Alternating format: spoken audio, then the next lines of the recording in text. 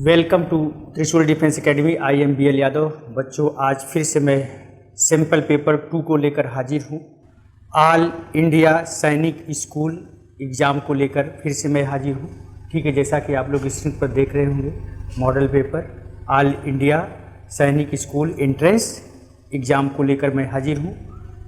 ठीक है, तो आज मैं दिखाऊंगा किस तरह से क्वेश्चन आपके एग्ज़ाम से पूछे जाते हैं। जैसा कि इसके पहले की स्लाइड आप लोग देखेंगे तो मॉडल पेपर 1 हमने बनाया हुआ है। हूबहू क्वेश्चन किस तरह से आते हैं वही मॉडल मैं लेकर आया हूँ, वही पैटर्न, एकदम एग्ज़ाम ओरिएंटेड। जो आपका एंट्रेंस एग्ज़ाम होगा वही एंट्रेंस एग्ज़ाम का pattern same to same match करेगा जो है। ठीक है, तो मॉडल वही होगा।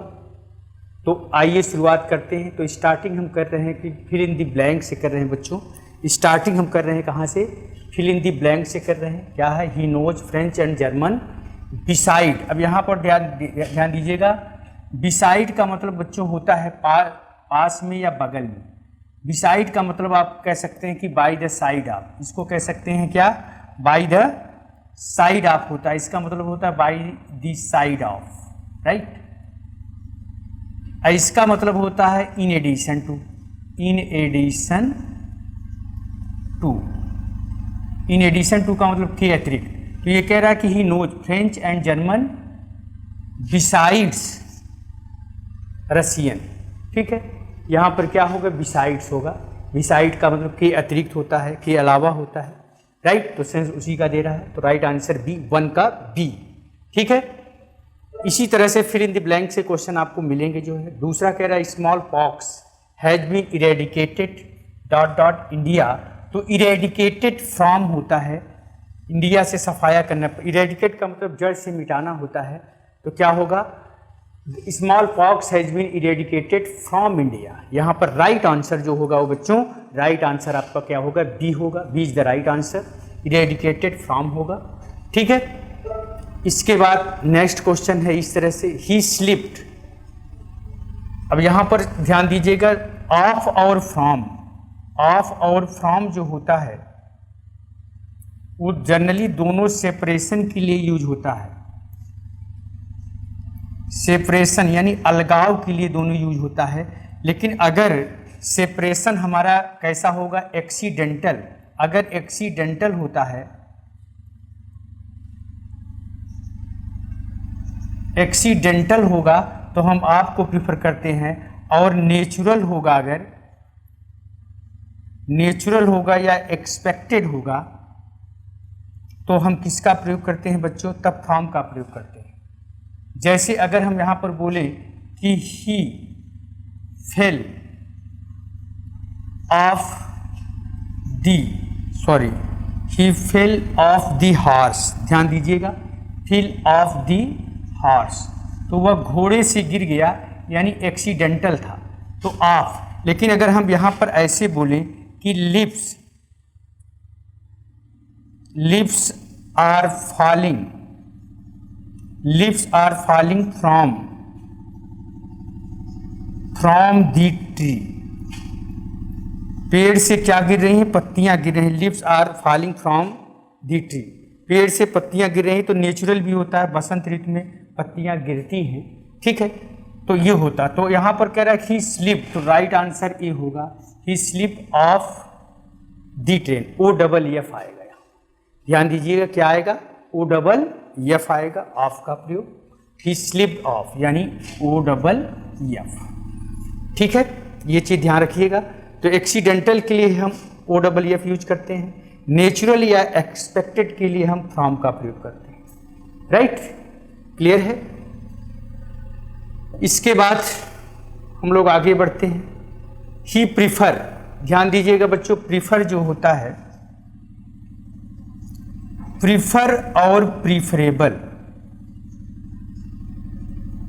प्रीफर और प्रीफरेबल ये हमेशा अपने बाद क्या लेता है? टू लेता है। ठीक है, प्रीफर और प्रीफरेबल हमेशा अपने बाद टू लेता है। तो क्या होगा? He preferred cricket to any other sport. तो यहां पर टू आएगा। ठीक है, क्लियर चल रहा है? किसी को डाउट हो तो पूछ सकता है। ठीक, यहाँ तक की बात समझ में आ रही है? इसके बाद फिर हम लोग आगे बढ़ते हैं। It is time U dot dot, तो ध्यान दीजिएगा, पहले इसका कंसेप्ट समझ लें। इट इज टाइम दिया हो या इट इज हाई टाइम दिया हो या it is demand of time दिया हो, डिमांड ऑफ टाइम दिया हो या टाइम हैज कम दिया हो, राइट? ध्यान दीजिएगा, टाइम हैज कम दिया हो, इस तरह से। तो इसके बाद जो सेंटेंस बनेगा वो हमेशा पास्ट इंडेफिनिट का बनता है। किसका बनेगा? पास्ट इंडेफिनिट बनता है। ध्यान दीजिएगा, यानी वर्ब की सेकेंड फॉर्म आती है पास्ट इंडेफिनिट। तो क्या होगा? It is time you went, C is the right answer. इसको नोट कर लें आप, बहुत हेल्प करेगा, ठीक है? पिछली बार क्वेश्चन यहाँ से इसी तरह से दिया हुआ था, ठीक है, इसलिए हमने इसको सोचा कि पूरा लिखवा दें आप लोगों को। तो इट इज़ टाइम हो या इट इज़ हाई टाइम हो या it is demand of time हो या टाइम हैज़ कम हो, तो इसके बाद पास्ट इंडेफिनिट आएगा, यानी वर्ब की सेकंड फॉर्म आएगी, ठीक है? वर्ब की सेकंड फॉर्म। ठीक है बच्चों, यहाँ तक की बात समझ में आ रही है? कोई डाउट हो, कोई आपको ऐसा लग रहा है कि कहीं कोई डाउट हो तो पूछ सकते हैं, ठीक है? इसके बाद फिर हम लोग आगे बढ़ते हैं। यहाँ पर देखिए question number 6, I have been ill dot dot last Sunday. तो यहाँ पर क्या होगा? यहाँ पर सिंस का प्रयोग होगा, ठीक है? यहाँ पर सिंस का प्रयोग होगा, I have been ill since last Monday. इसके बाद फिर दिया it has been raining, particular time है, मॉर्निंग है, तो इसके लिए भी क्या आएगा? सिंस ही आएगा। तो राइट आंसर डी होगा, सिंस का प्रयोग करोगे, ठीक है? इस तरह से। इसके बाद नेक्स्ट क्वेश्चन है व्हाई डोंट यू सिट अब बिसाइड मी, बगल में, why don't you sit beside, तो यहाँ पर क्या होगा? बिसाइड का मतलब बगल में या पास में, तो यही आंसर होगा, यानी B is the right answer, ठीक है? B is the right answer, ठीक है? इसके बाद है he deals dot dot leather goods, ठीक है? यहाँ फुल स्टॉप रहना चाहिए। तो यहाँ पर ध्यान दीजिएगा, डील इन, डील इन भी होता है बच्चों और डील विथ भी होता है। डील इन और डील विथ होता है। डील इन का मतलब होता है बच्चों व्यापार करना, व्यापार करना किसी वस्तु का, इसका मतलब होता है व्यापार करना किसी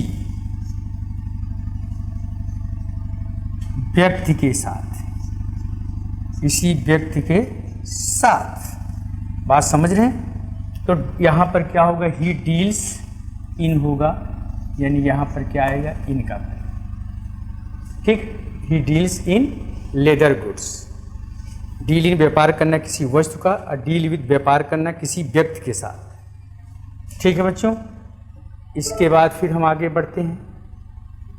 ये क्या है? Choose the word that means the opposite of fickle. Fickle का हमको बताना है, एंटानिस बताना है, अपोजिट बताना है, एंटानिस बताना है। इसका मतलब अस्थिर होता है, जो स्थिर न हो, अस्थिर। तो क्या होगा? स्टडी होगा, इसका अपोजिट स्टडी होगा। फॉइल का मतलब होता है नाकाम करना, नाकाम करना। मेहमत का मतलब होता है विशाल या बड़ा, ठीक है? तो स्टडी होगा, स्टडी का मतलब स्थिर, फिकल का मतलब अस्थिर, अस्थिर, ठीक है? चलिए आगे बढ़ते हैं हम लोग। यहाँ पर दिया है ए dot dot of birds in flying in the sky, तो फ्लाइट होगा। फ्लाइट ऑफ बर्ड्स, चिड़ियों के समूह को फ्लाइट ऑफ बर्ड्स बोला जाता है। राइट आंसर सी होगा, a flight of birds is flying in the sky, ठीक है? इस तरह से नोट करें क्वेश्चन। इसके बाद फिर आता है choose the word that is similar in meaning. Fortify, fortify का मतलब होता है मजबूत बनाना, मजबूत बनाना होता है, मजबूत बनाना होता है। ठीक है, तो क्या होगा? स्ट्रेंथन होगा। राइट आंसर डी होगा, स्ट्रेंथन। स्ट्रेंथन का मतलब भी मजबूत बनाना होता है। Choose the word that is similar, यहाँ पर सिमिलर की बात किया है। सिमिलर मतलब सिनानिम्स, सिमिलर का मतलब सिनानिम्स की बात कर रहा है, तो क्या होगा? स्ट्रेंथन होगा। ठीक है, मजबूत बनाना, स्ट्रेंथन। ठीक है, इसके बाद है टू स्मेल अ रैट। ये इडियम्स एंड फ्रेजेज है। टू स्मेल अ रैट का मतलब होता है टू सस्पेक्ट अ ट्रिक और deceit. To suspect a trick और डिसीट होता है, कुछ गलत है यह महसूस कर लेने को कहा जाता है to smell a rat, to suspect a trick और डिसीट। ठीक है, क्लियर है।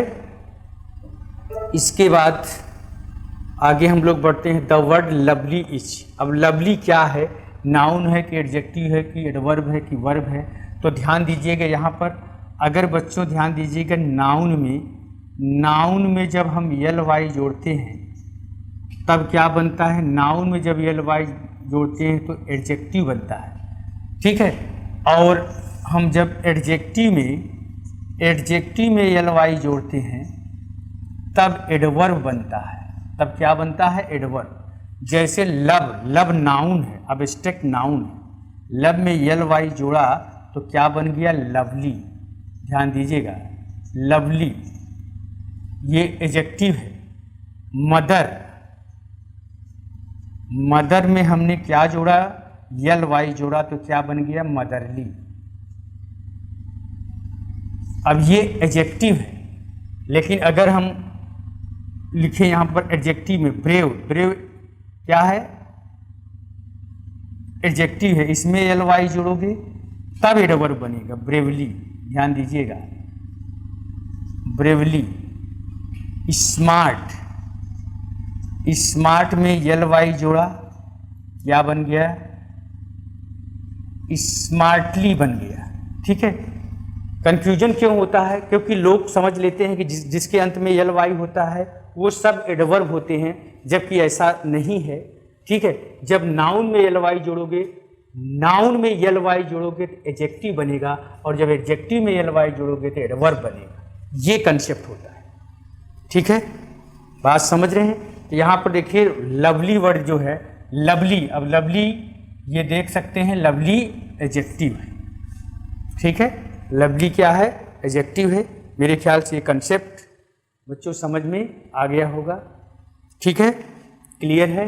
यहाँ तक की बात एकदम समझ में आ रही है? किसी को डाउट हो तो पूछ सकता है। ठीक है, इसके बाद हम लोग आगे बढ़ेंगे। तो यहाँ पर ये चीज़ क्लियर हो गई। इसके बाद फिर हम लोग आते हैं, he went to the shop to buy some stationery. अब देखिए ध्यान दीजिएगा, यहाँ पर इसका मतलब होता है स्थिर, स्टेशनरी। और जो स्टेशनरी होता है ये वाला, इसका मतलब होता है जहाँ पर स्टडी मटेरियल बेचे जाते हैं। बोलो, जहाँ पर स्टडी मटेरियल बेचे जाते हैं उसे कहा जाता है। और ये ध्यान रखिएगा, अनकाउंटेबल नाउन होता है। इसके अंत में ARY होता है, इसके अंत में ERY होता है। तो ये कह रहा है कि went to the shop to buy some क्या स्टेशनरी, ये होगा। ठीक है, समझ में आ रहा है? ये चीज़ें क्लियर हो गई। तो स्टेशनरी ERY, इसका मतलब जहाँ पर स्टडी मटेरियल, बुक वगैरह, कॉपी पेंसिल बुक बिकती है उसे कहा जाता है स्टेशनरी शॉप। ठीक है, तो वो गया है, he went to the shop to buy some stationery. ठीक है, इसके बाद हम लोग आगे बढ़ते हैं। Choose the correctly spelled word. तो करप्ट की स्पेलिंग क्या सही होती है? CORRUPT is the right answer. Choose the correct spelling, तो क्या होगा? Corrupt, CORRUPT। ठीक है, इसके बाद है क्या? ये सेंटेंस ठीक है। He drew last night the car carefully in the garden, ये क्या है? Rearrange the following words phrases to make meaningful sentences, choose the correct sequence. Choose the correct sequence मतलब ये पूरा सेंटेंस लिखा है, इसमें ऑप्शन दिया है, इसको अरेंज करना है, इसको आपको क्या करना है? सुव्यवस्थित करना है, अरेंज करना है। अरेंज करके एक मीनिंगफुल सेंटेंस बनाना है। तो कैसे बनेगा सेंटेंस? देखिए मैं इसको दिखा रहा हूँ कैसे बनेगा। ही draw the car carefully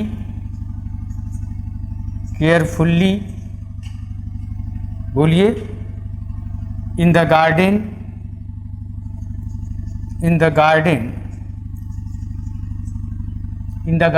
last night.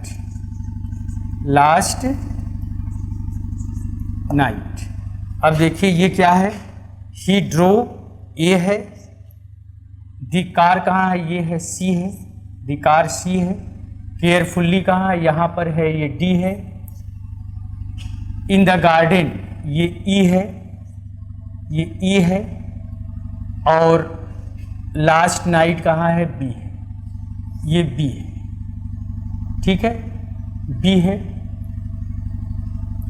ठीक, अब इसको ऑर्डर में करिए, ए सी डी ई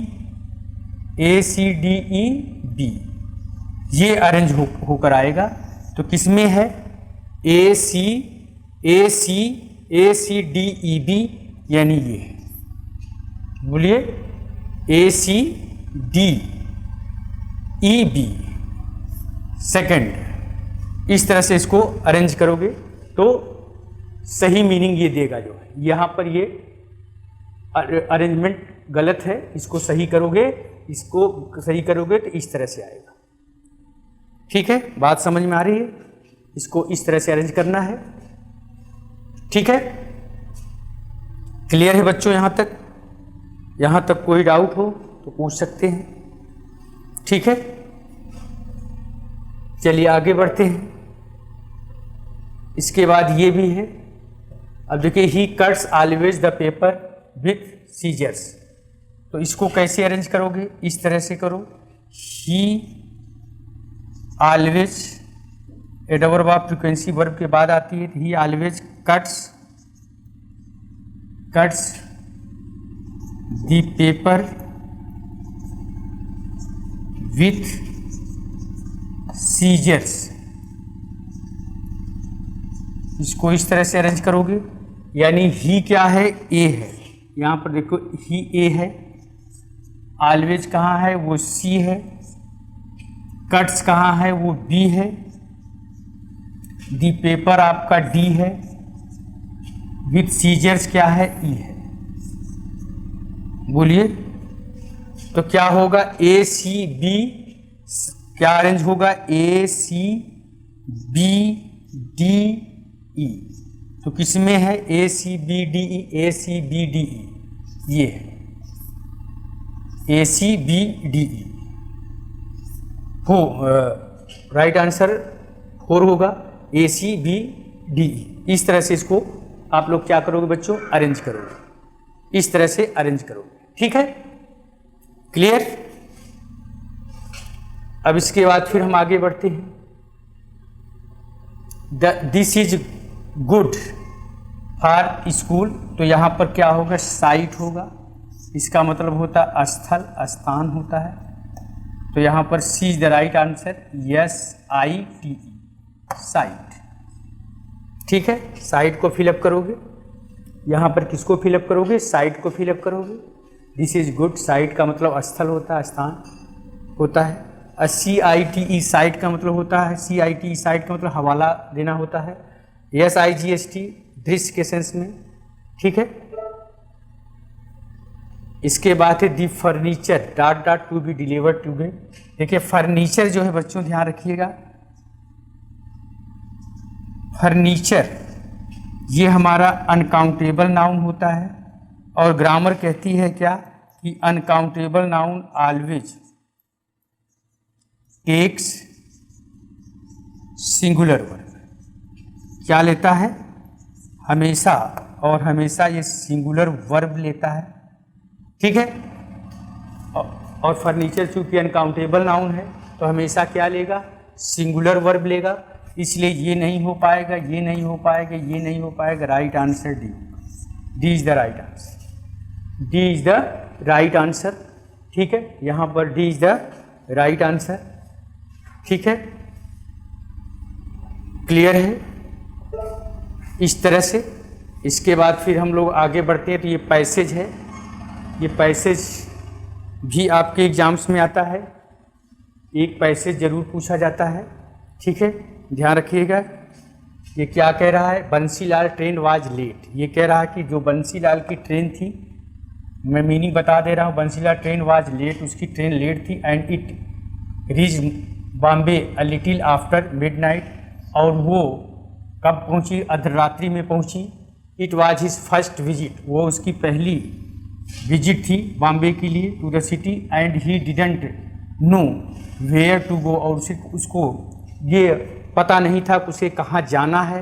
ही थॉट, उसने सोचा, ही वुड गो टू ए चोलेट्री, उसने सोचा कि हम कहीं पर चोलेट्री मिल जाएगी अगर। ही वुड गो, वो कहाँ जाना चाहता था? ही वुड गो टू चोलेट्री where he would not have to pay rent.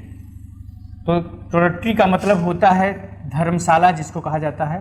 उसने सोचा कोई ऐसा सराय या धर्मशाला मिले जहाँ पर हमको रेंट न देना पड़े, would not have to pay rent, but he did not know, लेकिन उसे नहीं पता था how to find one at that hour, लेकिन उसको ये पता नहीं था कि वो कहाँ पर मिलेगा। तो ही आस्क्ड अ पोर्टर, तब उसने एक पोर्टर से पूछा, एक कुली से पूछा, to get him a cheap room, कि हमको कोई सस्ता रूम दिलवाओ। The porter said that, porter ने कहा उससे, that if Bansilal give him 3 rupees, अगर तुम हमको 3 रुपया दोगे। पोर्टर ने बोला बंसीलाल से कि अगर तुम हमको 3 रुपया दोगे तो he would take him to one, तब तुमको उस जगह पर ले चलेगा। But Bansilal waved him away, लेकिन उसने मना कर दिया। And walk out of the station, और स्टेशन से बाहर निकलकर चलने लगा। He wandered throughout the street, वह गलियों में भटकता रहा। And asked a number of people, और बहुत सारे लोगों से पूछा।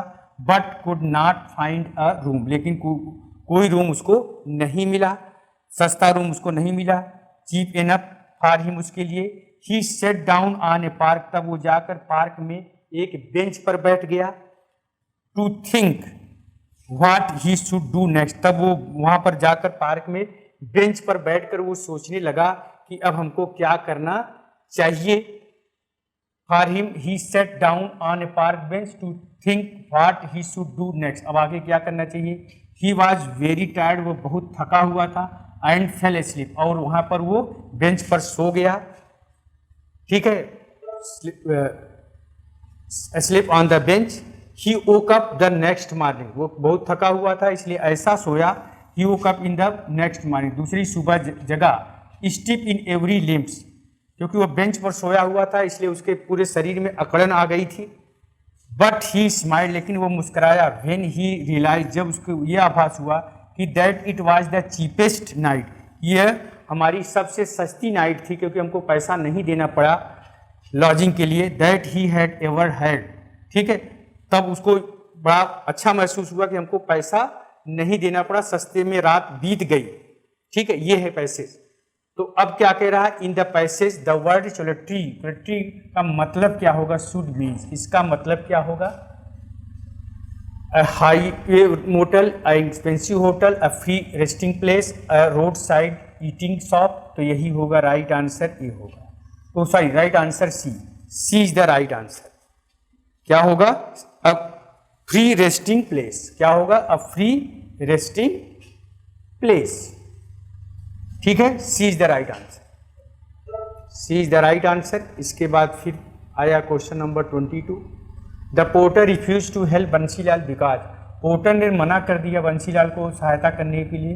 बिकॉज, क्योंकि he refuse to pay the porter any tips, he spoke a language which the porter could not understand, he had no previous acquaintance, he was rude to the porter, तो right answer A होगा, A is the right answer, A is the right answer.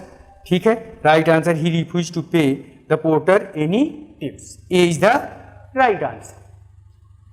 ठीक है, क्योंकि उसने पैसा देने से क्या कर दिया था बच्चों, मना कर दिया था। ठीक है, इसके बाद आते हैं next, Bansilal could not get any accommodation for the night because he wanted to spend the night in the open, all the hotels in the city were closed, all the hotels were too expensive for him to afford, the hotels were too expensive for him to afford. तो क्या होगा, all the hotels were too expensive या the hotels were too expensive, यहाँ पर आपको answer बताना है। ठीक है, तो the hotels were too expensive for him to expend, तो राइट आंसर डी होगा, क्योंकि होटल बहुत महंगे थे। The hotels were too expensive for him to afford, वो अफोर्ड नहीं कर सकता था।